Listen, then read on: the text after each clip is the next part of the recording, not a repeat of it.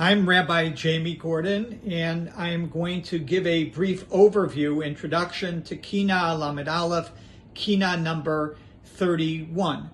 And what you hear and see here in this Kinnah is a contrast between great euphoria and then great depression, feeling down. You have as a national level, B'tzei mi Mitzrayim, that is the euphoria that was experienced as Bnei Yisrael left Egypt, and then B'tzei mi Yerushalayim, and contrasted then with the state, the terrible depression that was experienced by Bnei Yisrael, the Jewish people, when they were exiled from Jerusalem, both after the destruction of both the Beit Harishon, the first temple, by the Babylonians, as well as the second temple, the Beit Sheni, by the Romans.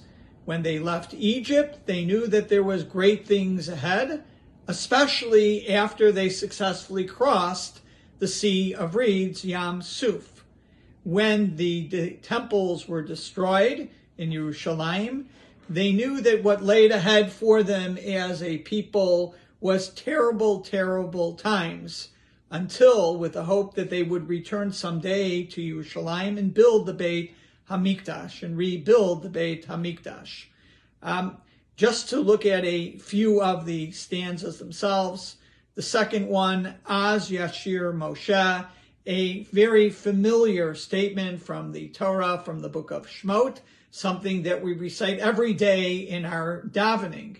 And that is the song that was sung by the men, the Israelite men, led by Moshe Rabbeinu after the occurrence of the greatest miracle of all time, and that is the successful crossing of Yam Suf. And then it is contrasted with the lamentations that were shared by Yirmiyahu, by the prophet Jeremiah, the author of the Megillat Eicha, following the aftermath of the destruction of the Beit Rishon, Vaikonein Yirmiyah, whereas Yirmiyahu, Jeremiah, lamented and wailed a woeful wail, B'tzei Yerushalayim, when I left Jerusalem.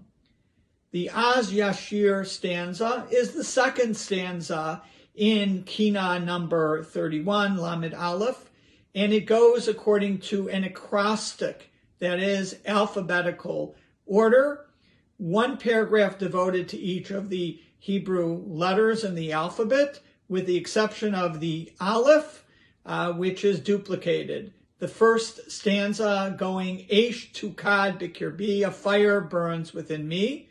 And the second stanza, as noted, Az Yashir Moshe.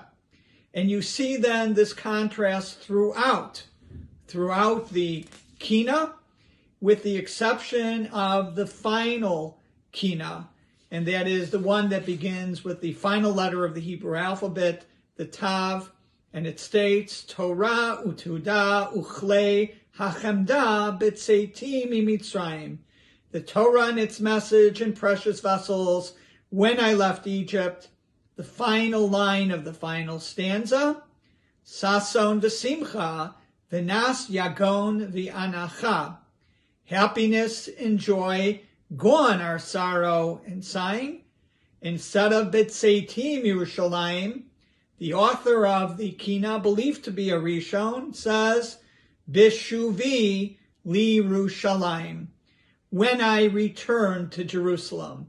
Just as the fifth and final chapter of Eicha, the only chapter that does not go and not written as an acrostic, just as it ends on a positive note, a note of hope, similarly, Kinnah Lamed Aleph ends with a similar note of hope for the Jewish people. The contrast, a few comments. What do we learn, or what additional insights can we draw from contrasting two polar opposite types of experience? One being Yetziat Mitzrayim, the exodus from Egypt, and then Yetziat Yerushalayim, then the exile from Jerusalem.